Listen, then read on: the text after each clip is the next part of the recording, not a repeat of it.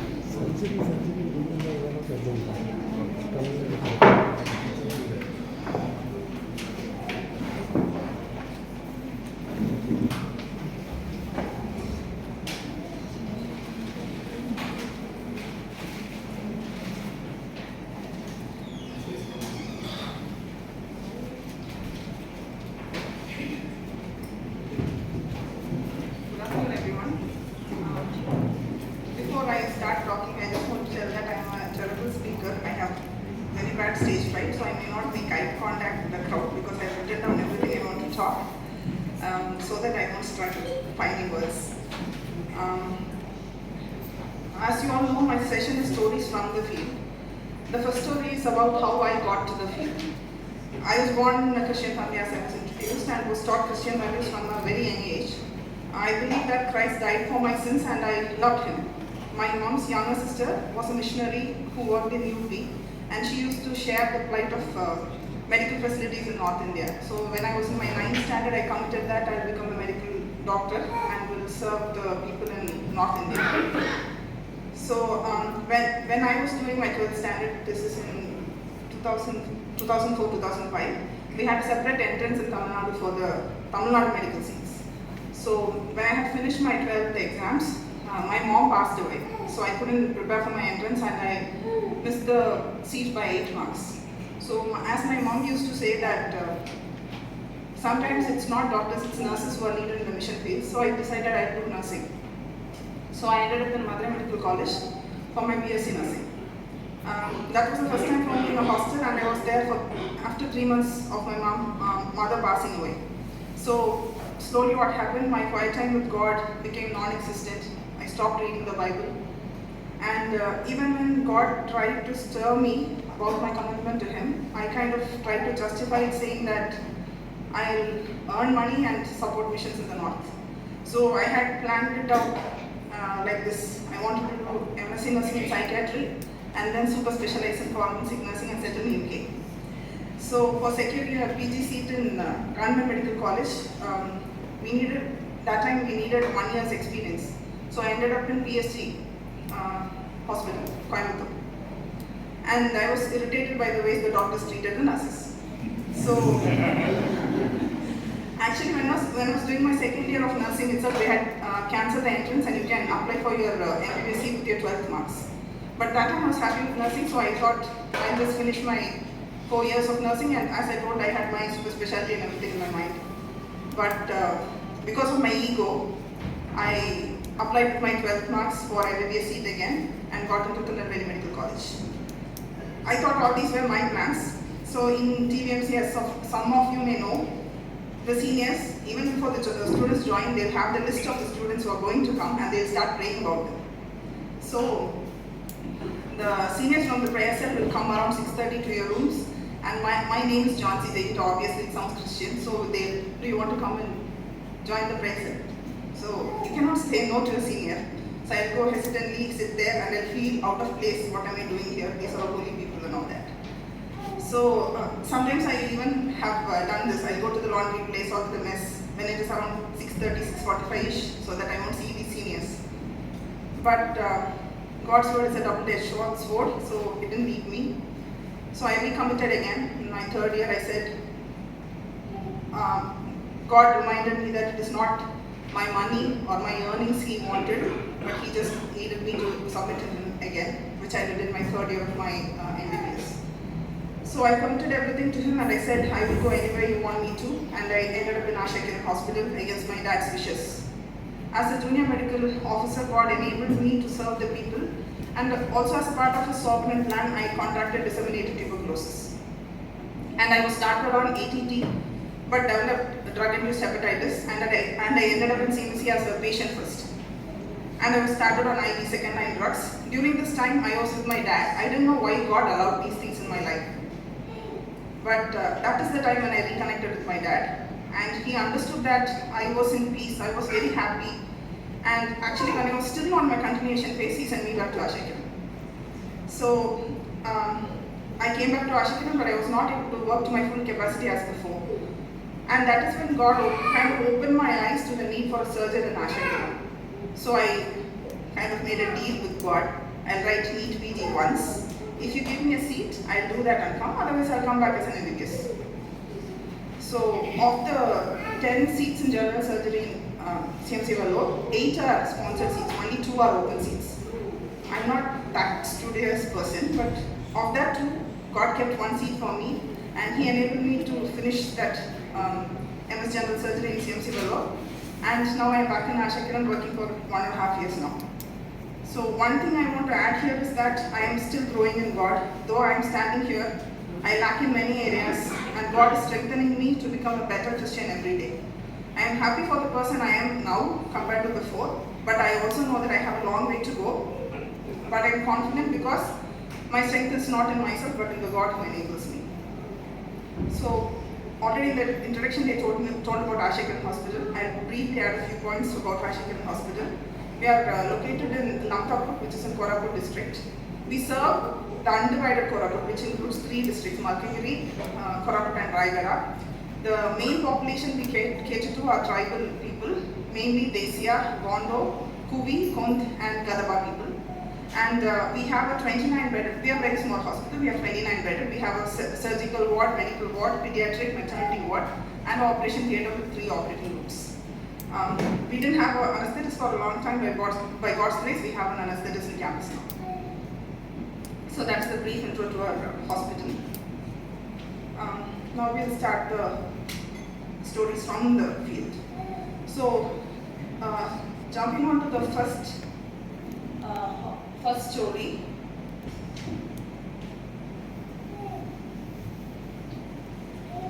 So she was a lady who was in her late 40s and was very malnourished when she came to us.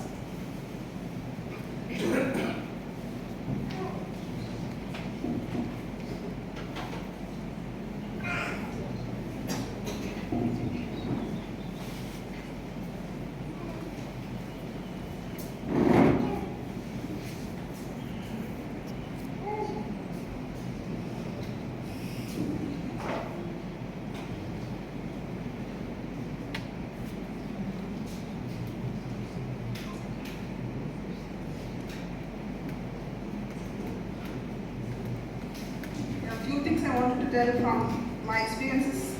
I thought when I went to Asha Kiran Hospital it was because God needed me, but it was why for my own sake He took me there. Next thing is, as always, He knows what we need more than what we think we know for ourselves. Asha Kiran Society, it's not just a hospital, it is a society. We have a community, we have agriculture, academics and also a hospital. The name Asha Kiran means a ray of hope. As I told, we reach out to the undivided Koraput district. The first story is about a lady who in her late 40s presented to us, very malnourished. And when I saw her, I was during my ward rounds, I saw her being brought into the ward by the JMO. So as I saw her first, I quickly thought, okay, this is a medical patient, probably CLD. We have a lot of alcoholics there, even women drink. So I thought probably she's an alcoholic patient, CLD with ascites or something, not my thing, and I walked off to continue my house. So a little later the JMO called me and said that she had a patient for me. And when I saw her, this is the same patient I thought was a medical patient. So I did a full physical and then I talked to the husband and the daughters. She had 5 daughters and the eldest daughter had brought her to the hospital. So I learned that they have been going around with her for about 3 months to different hospitals, and they had already done a CT, plain CT from a government hospital, and she was diagnosed with disseminated hydroidosis, echinococcus infection. I have not even seen one case in my entire training, UG, PT, whatever, and I have to handle that now. So I was usually hydrotosis we do only medical management, very rarely we do surgical treatment. So, but for her, the abdomen was very massively distended, so she was not able to breathe and she needed a surgical intervention. But as I told, we didn't have an anesthetist then. So, this lady was just skin and bones, and I knew she needed a surgery, but we didn't have an anesthetist, and I told the relatives that she needed an urgent surgery, we don't have an anesthetist here, you have to take her somewhere, but the relatives were not willing to go. See, in CMC, when someone comes, you cannot refer the patient because they come to a tertiary center. But Asha Kiran is not like that. But there also you cannot refer some patients because they won't be willing to go anywhere else. So it's a very different scenario. So now we have to treat that patient. So we started her on albendazole, and unknown to her husband, he had brought her at the right time to Asha Kiran because in 1 week's time we had planned for a plastic surgery camp. So usually the surgeons will bring an anesthetist as well with them. So now we had an anesthetist with us. So we operated on her for 6 long hours. By God's grace, she recovered well after that. So here I want to focus on solving problems. So when someone comes to us, we don't depend on ourselves. Like we didn't have an anesthetist, we didn't know what to do, but at the right time God gave us an anesthetist so that we can give the best possible care at that time. I have a small video of her, how she came in. This I didn't take actually with the plastic surgery team who came to operate. There was a PG student who was fascinated by this particular patient, so he had done a whole video on her. And he had sent that to me, so I am just playing that here.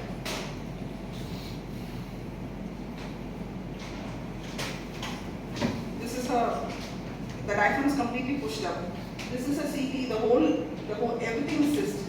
On the left side, the pelvis, everything is just hydrated.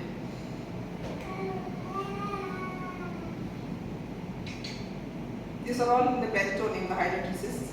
Even the spleen was completely started with hydrated cysts. We had to remove her spleen as well. We had to do a partial hysterectomy and a partial cystectomy. I am just a MS general surgeon, by the way, I'm not a specialist. So it was beyond me, but I just know that only God helped me to operate on this patient.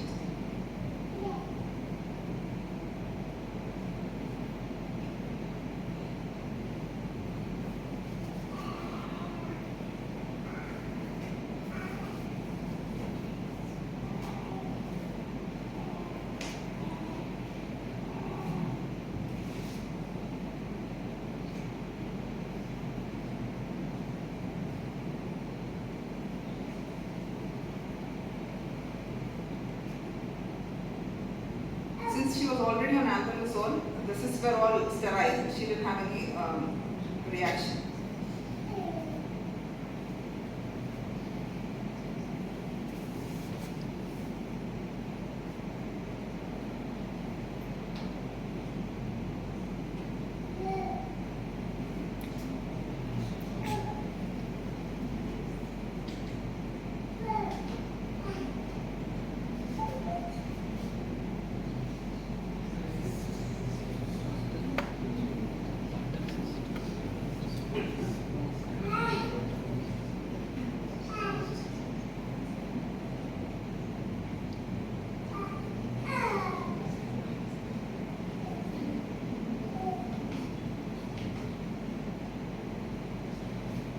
We marginalized that hydrated cyst wall.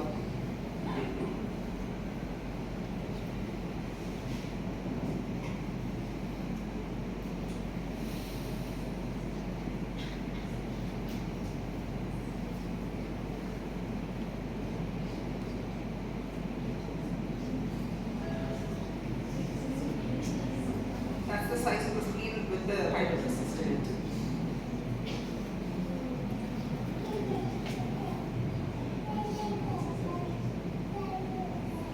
Her after the surgery. She was extubated on post-operative day 1 and she, by God's grace, walked out of her hospital. And she was a regular follow-up and she's doing well. The next is a man who was in his late 30s who presented to us to the casualty with history of fall from height. He fell down from a tree and the branch had poked through his left gluteal region. He was tachycardic and the BP was not recordable. When I examined, there was a huge hematoma on the left gluteal region and another puncture laceration on the anteromedial aspect of the left side. His BP picked up after rushing a liter of fluid to 70 by query. Diastolic was still not recorded. So I also found that on examination, the wound in the left gluteal region was deeper than my examining finger. My finger is 8 centimeters. So my trauma surgery training kicked in and I did my ABCDE of primary survey while desperately trying to control the bleeding. The pads which I was applying on the wound was rapidly getting soaked. And I was trying to frantically explain the need for immediate exploration and hemorrhage control to the relatives, which I cannot do because he's already having a tanking BP and I cannot give him spinal anesthesia and we don't have an anesthetist in the house again. So the relatives weren't seeming to understand the gravity of the situation. So I was rushing the urgently cross-matched blood into him and they were still contemplating if they should take the patient to another hospital and if at all where to take. They were still thinking about it. So I on the other side was feeling completely useless because I was thinking, what am I doing? I know what I'm supposed to do here, but I'm not able to do. And I was feeling useless and helpless. On top of feeling helpless, now the patient decided to tell the true history. Apparently it was a gunshot injury. So they have this festival, Harvest Festival, which they call Poral. So in that they have a hunting game. So in that, another person shot and that hit him. So it was not a fall from tree, it was a gunshot injury. So I was thinking, whatever it is, but I'm not able to do what I'm supposed to do. So finally they decided to take him to KGH, which is a government hospital in Visakhapatnam. And I sent him with another blood hanging in an ambulance, which is 4 hours away from our place. I knew that he's not going to survive. And 1 month later, the same man walked into our OPD with crutches for stitcher removal. I cannot control my tears now. So God just expected me to do the least so that He let me know that it is not me, but He is the one who's healing. So before this conference, when Heraldana told me that the topic is stories from the field, I decided I'll share 2 stories. And I was not able to I was not convinced with anything else. I was just waiting for the 3rd story. So one day before starting from here, there was another girl who came to us.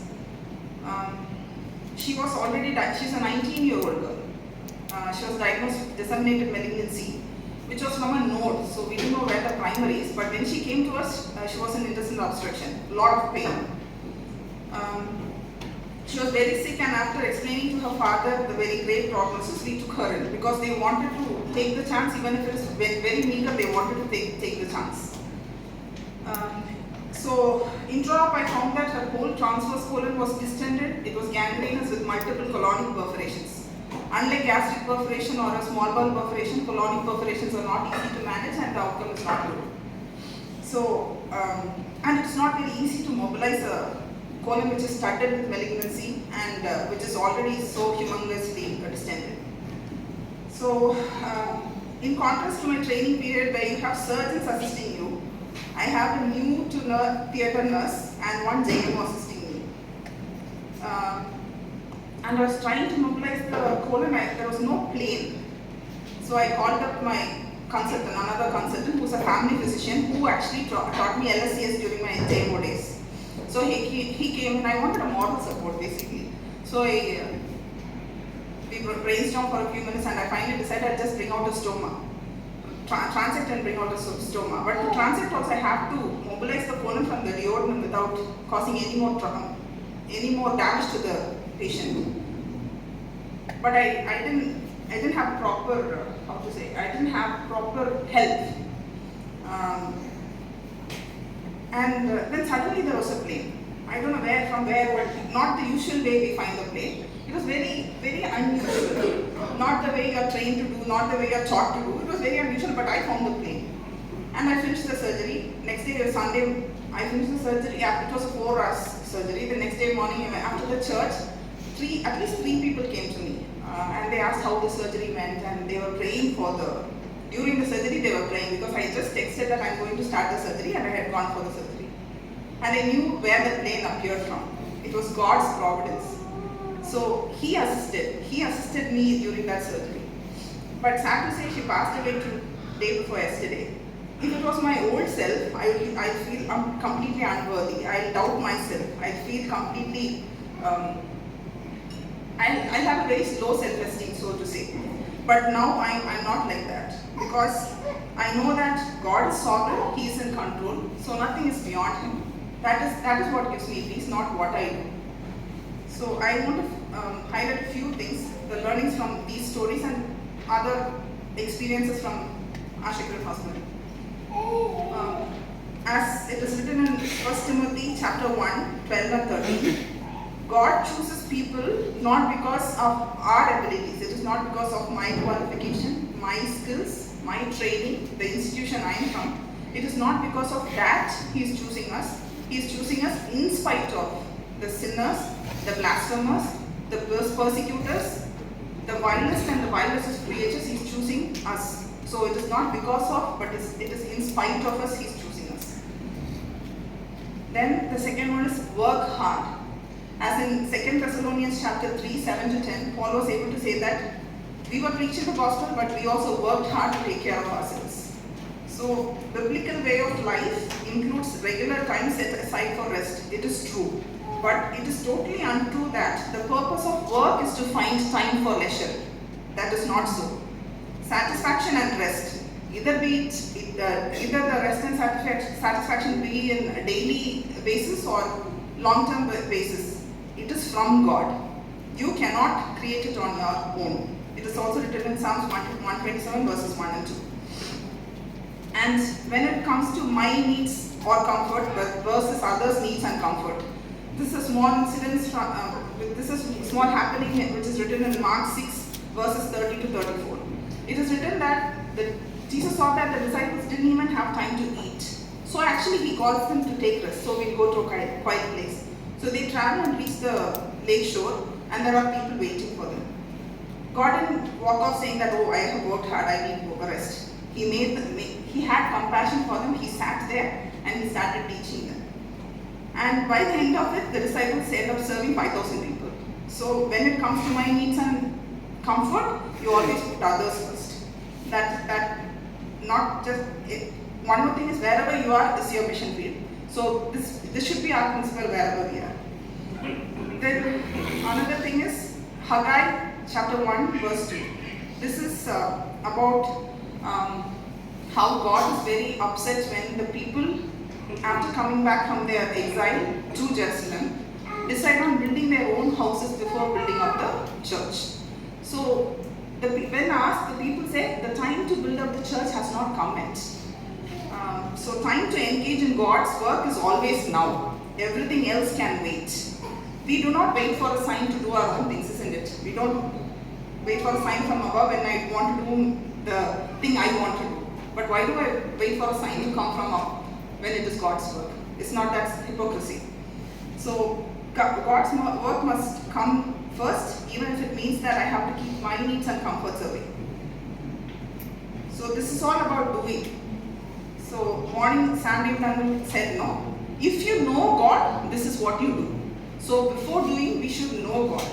God wants worshippers before workers. The only acceptable workers are those who know to worship God the right way. It is not that God is in desperate need for people to work for Him. If He wants, He can use the stones to do the things He wants to do. So He will not accept services from subpar people when it comes to moral qualifications. So before starting to think what can I do for God, make sure we know God in the right way. Lastly, Acts 17:25, God does not need anything from anyone. He is not served by human hands as if He needed anything, because He Himself gives all men life and breath and everything else. So He is not in need. If He has given us this opportunity to serve Him, it's His good pleasure. So we should accept it as that.